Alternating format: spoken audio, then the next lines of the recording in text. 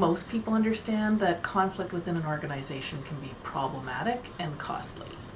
I just think what we don't always understand is exactly how problematic, or the ways in which it can be problematic, and how costly it can be. And I was thinking about this recently because I read an article that was talking about the fact that poorly managed conflict within the workplace, or preventable conflict within the workplace, may be the single largest reducible cost that an organization has.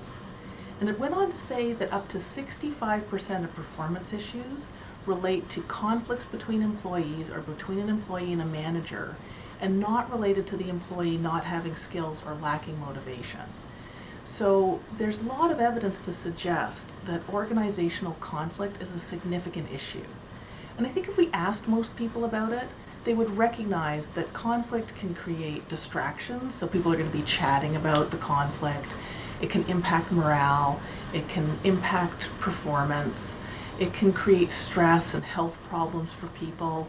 It can increase absenteeism. So I think most people have an understanding of that. We even see it now more with claims of bullying and a toxic workplace, that people recognize the impact of conflict. And yet again, I still think most organizations don't actually try to figure out, how does the fact that those two people over there, they're not getting along with one another, how does that actually impact the team? How does that impact their productivity? What other implications does it have for how those people interact with our clients? So I don't think most organizations really try to look at how they deal with the conflict that they have within their organization. They might try to resolve a specific conflict, but they don't look at their culture around how to deal with conflict. And I think that there are certain things that most people wouldn't even know to put on that list. So for example, the fact that conflict within an organization, in my view, can negatively impact how people make decisions is a cost of conflict that most organizations don't notice.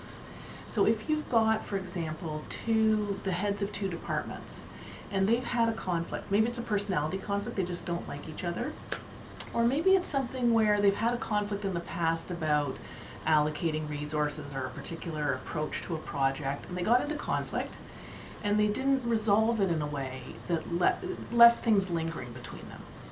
So now, the heads of those two departments, that may trickle down to the rest of their departments, where the rest of the department, they don't interact the way they might. Are they going to share information the way they otherwise would share information, again, between the departments or between those department heads? Are they going to think, you know what, I should call Jack and just let him know this is happening, to give him a heads up? Are they going to exchange information? Are they going to exchange information accurately and reasonably? Are they going to be able to collaborate on future projects and innovate and come up with creative solutions?